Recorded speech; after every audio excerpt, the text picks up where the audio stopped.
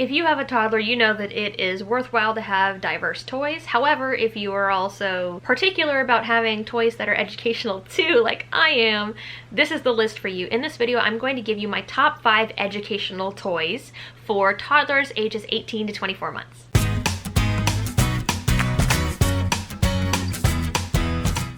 If you're new here, hello and welcome. My name is Jenny. I am a certified teacher, doctoral student, and mom of 2 girls, Alice, who is 23 months, and Mina, who is 7 months. And in this video, I am including 5 of my favorite educational toys. Now, that is not to say that we don't have all the flashy musical toys too, but in this video, I wanted to really just dial closely into specifically educational toys that I feel work really well to develop different particular skill areas for children.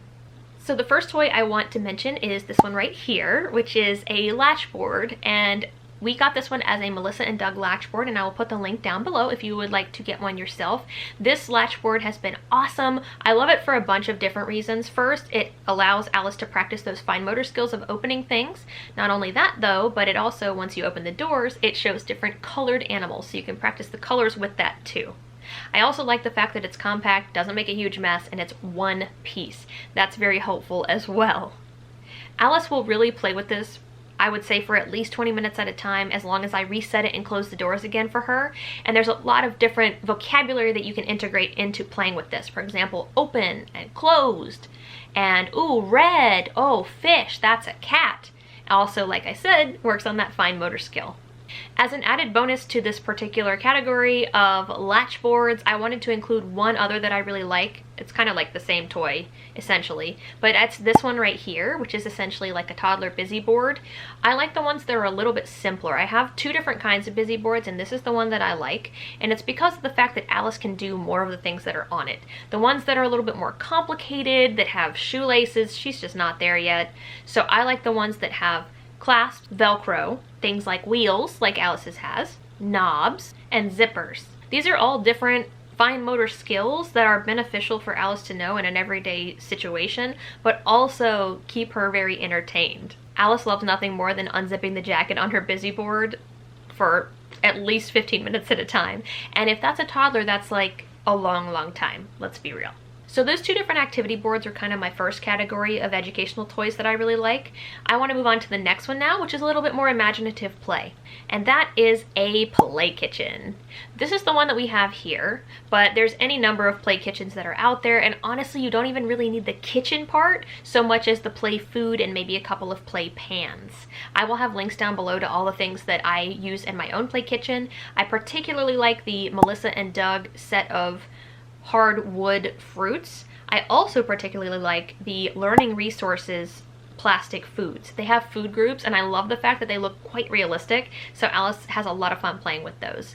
We do a lot of imaginative play with her play kitchen, and it's really open-ended. That's something I really like about the kitchen, is that there's no one way to play with it. So sometimes Alice will feed me, sometimes Alice will stir things or stack things. There's so many different things that she does with that kitchen. She'll pretend to wash the dishes. So it's a really good toy for any gender of child to learn different vocabulary words and also just have a creative outlet that's more imaginative. At this age, it's so important for them to have an outlet for imaginative play, which is why I feel that a play kitchen is one of the best toys that you can get that is educational for your child. My next favorite toy for Alice, and this is a really good one for problem solving, is a set of pattern blocks. And I have these ones right here from Melissa and Doug. Now, these pattern blocks are very simplistic. It only includes a triangle, an oval, a large rectangle, and a square. And basically, your child has to place them in the correct spot in order to make the larger picture. This is such a good activity for problem solving, and I love the fact that these are front and back, and so Alice can do one picture one time and one picture another. It's easy for her to continue moving on to different things and not getting bored or frustrated. If she's getting frustrated, I tend to give her the circles first, and then she can put the circles in where they belong, because that's not as hard to put in as a triangle, for example, where you have to rotate the shape in a particular way in order for it to fit. I really like these pattern blocks. I know I'm going to use them again. Something similar, if you prefer not to do pattern blocks, is you could do something like a pegboard. I'll put a picture of one over here. I like the one from Lakeshore. I've used that one before, and that one is also very helpful for helping children kind of follow a pattern or figure out where something is supposed to belong. And the pegboards have the added bonus of having it be an extra fine motor practice too.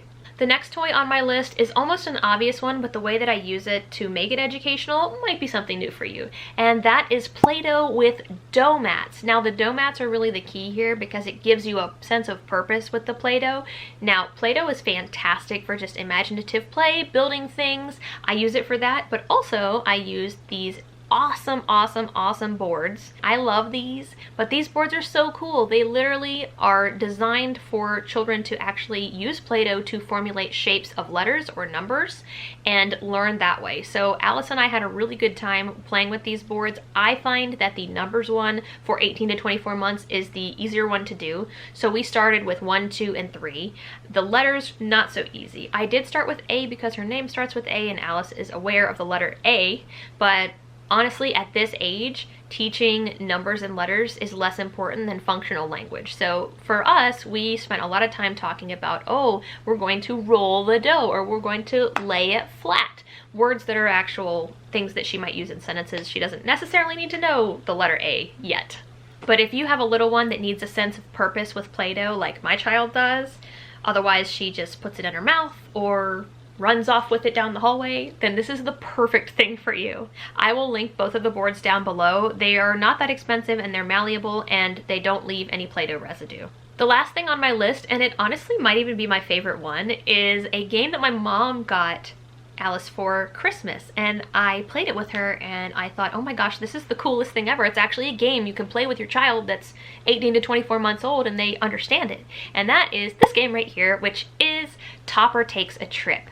So this game is designed as a little suitcase, and in the suitcase are cards that have different items that you need to pack for a particular place. It also has cardboard cutouts of those items. So basically what I'll do is I'll give Alice a card, and it's, for example, going to Grandma's house. And on the card for Grandma's house we'll have teddy bear and a book and a bottle, and she'll have to find all those items among all of the cards in front of her and put them into the suitcase. It is such a wonderfully creative way for children to work on problem solving and work on vocabulary. What has blown my mind with Alice with this particular game is the fact that when we play it now, she knows how to say flashlight and tent and map. Words that usually would not have come up in our regular vocabulary, but because of us playing this game and packing a bag, she now knows what a flashlight is. Okay, Alice, for school, we need a book. Mommy. Yes, that's Mama's job. Mama. Job. Can you find a book? Red book? Mama, look. We need a book, a backpack, an apple, a lunchbox, and crayons. You found the book! Here, put it in the suitcase, Alice.